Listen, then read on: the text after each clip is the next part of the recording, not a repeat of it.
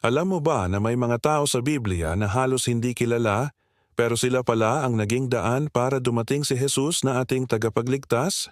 Isa sa kanila, isang babaeng halos nawala na sa istorya, hinusgahan ng lipunan, at akala ng lahat ay wala ng silbi.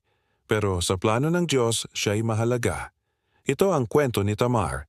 Kung wala siya, hindi mabubuo ang lahi ni David at hindi rin darating si Kristo sa laman. Sa Genesis 38, makikilala natin si Judah, isa sa 12 anak ni Jacob. Si Tamar ay naging asawa ng kanyang panganay na anak na si Er. Pero dahil sa kasamaan ni Er, kinuha siya ng Panginoon. Ayon sa kaugalian noon, ang susunod na kapatid dapat ang magpapatuloy ng lahi. Kaya si Onan ang sumunod na naging asawa ni Tamar, pero hindi naging tapat si Onan sa kanyang tungkulin. Ayaw niyang magkaroon ng anak si Tamar para sa pangalan ng kanyang kapatid.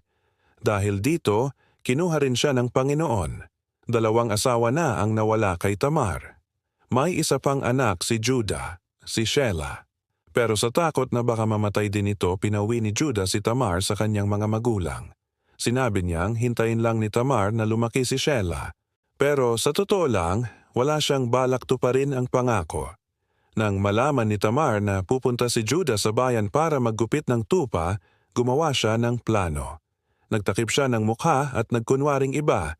Hindi siya nakilala ni Judah. Matalino si Tamar, hiningi niya ang personal na gamit ni Judah bilang patunay, ang singsing, pulseras at tungkod. Nang malaman ni Judah na buntis si Tamar, nagalit siya. Pero nang ipakita ni Tamar ang mga gamit na iniwan niya, napahiya si Judah. Mas matuwid siya kaysa sa akin, ang kanyang pag-amin. Nanganak si Tamar ng kambal, sina Perez at Zerah. At mula kay Perez dumating ang lahi ni David, at mula kay David dumating si Jesus. Isipin mo, si Tamar ay ginamit ng Diyos upang matupad ang propesya ng tagapagligtas. Sa Matthew 1:3, makikita natin ang pangalan ni Tamar sa genealogy ni Jesus. Isa siya sa 4 na babae na binanggit doon. Hindi siya perpekto pero pinili siya ng Diyos para maging bahagi ng kanyang dakilang plano. Kaya mga kaibigan, kung sa tingin mo wala kang halaga, alalahanin mo si Tamar. Hindi ka man kilala ng mundo, kilala ka ng Diyos, at pwede kanyang gamitin para sa kanyang layunin. Salamat sa pakikinig. Kung nagustuhan mo ang kwentong ito, i-like at i-share mo sa mga kaibigan mo. Mag-subscribe ka na rin para sa mas marami pang kwento mula sa Biblia. God bless.